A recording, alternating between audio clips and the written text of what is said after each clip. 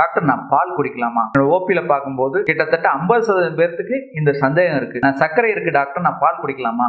பால் குடிச்சா சுகர் ஏறிடுன்னு சொல்றாங்க, எனக்கு கொலஸ்ட்ரால் இருக்கு, நான் பால் எடுத்துக்கலாமா? எல்லாருமே இந்த பாலை ஏன் இப்படி அக்யூஸ் பண்றாங்க அப்படிங்கிறது தெரியல. ஏன்னா உண்மையிலேயுமே இயற்கையான உணவுல பால் அப்படிங்கிறது என்னதுங்க, ரொம்ப ரொம்ப அருமையான உணவு, சத்துள்ள உணவு. நம்ம பிறந்து முதல் நமக்கு கொடுக்கிற உணவே பால் தான். அப்பயே அந்த பாலோட முக்கியத்துவம் நமக்கு தெரிஞ்சிருக்கணும். பால்ல பாத்தீங்கன்னா நிறைய நல்ல சத்துக்கள், கால்சியம் இருக்கு, பாஸ்பரஸ் இருக்கு, மெக்னீசியம் இருக்கு, புரத சத்து இருக்கு. கண்டிப்பா அதுல கொஞ்சம் மாவு சத்தும் இருக்கு, கொழுப்பு சத்தும் இருக்கு, நான் இல்லைன்னு சொல்லல. ஆனா இதெல்லாம் இயற்கையான முறையில இருக்கிற ஒரு மாவு சத்து, கொழுப்பு சத்து. இது நம்ம உடலுக்கு தேவையான மாவு சத்தும் கொழுப்பு சத்து. பால் அப்படிங்கிறது கண்டிப்பா எல்லாருமே எடுத்துக்கலாம். சர்க்கரை உள்ளவங்களும் தாராளமா எடுத்துக்கலாம். ஆனா பால்ல சர்க்கரை போட்டு எடுத்துக்கூடாது.